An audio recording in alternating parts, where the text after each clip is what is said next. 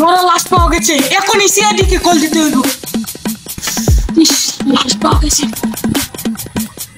Hello দয়া, এখানে লাশ পাওয়া গেছে, জলদি আসো, ইমার্জেন্সি।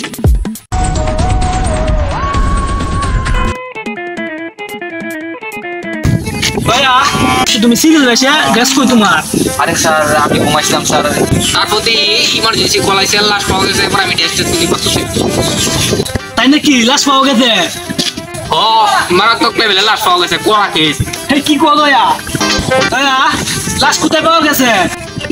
আর এটা তো আমি জিজ্ঞেস করতে আমার মনে নাই, আমার কাছে ইমার্জেন্সি কল আইছে, বলছে এখানে লাশ পাওয়া গেছে, তারপর আমি আপনার কাছে দৌড়ে চলে এসে বলছি।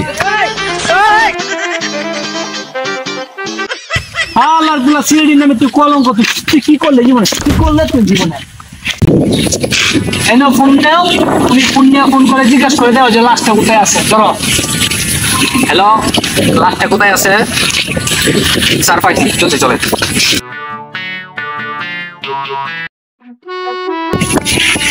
দয়া আজকে এই লাশটা তো মনে করে যে 50 টাকা ইনকাম করতে, তাই নাকি?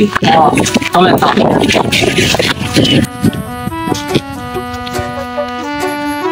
দয়া চলো। দয়া এটা ভিতরে মনে হচ্ছে প্রচুর বড় একটা দরজা, ওই দৃশ্য দরজা ভাঙ্গা যাবে না, আমি তো সামনে যেতে পারতেছি না। দয়া দরজা ভাঙ্গো, তোমার ক্ষমতা দেখা দেবো। স্যার আমার নাম হলো দয়া, আমার ভিতরে কোনো দয়া মায়া নাই, এটা দরজা ভাঙা তো কোনো ব্যাপারই না। স্যার আপনি সরেন, দেন আমি কিভাবে দরজাটা ভাঙি। দেও দেও দরজা তোমার কামাল দেও দেনা কি করে? এ দয়া তুমি কাজটা কি করলা? তুমি দরজা ভাঙতে গিয়ে পড়ে গেলা, তোমার শরীরে আগের মতো জোর নাই, তোমার শরীর দুর্বল হয়ে গেছে, বিয়ার পরে তোমার শরীরটা দুর্বল হয়ে গেছে। দয়া এই লাশটা দেখে তুমি কি বুঝতেছো?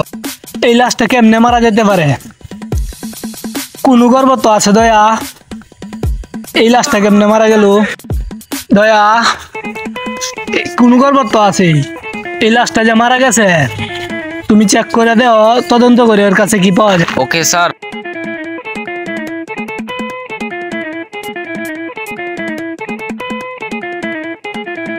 ভাই আপনি কিভাবে মারা গেছেন ভাই যদি বলতেন ভাই? ভাই ও ভাই আপনি কিভাবে মারা গেছেন আপনার মুখ থেকে শুনতে চাই। হ্যাঁ আর পোলা, আমি যদি বলতে পারতাম তাহলে আমি লাশকের হইতাম। স্যার লাশের কাছে তো কিছু পাইলাম না। কিছুই পাও নাই? না স্যার। দয়া এই লাশটা কেমনে মারা গেছে?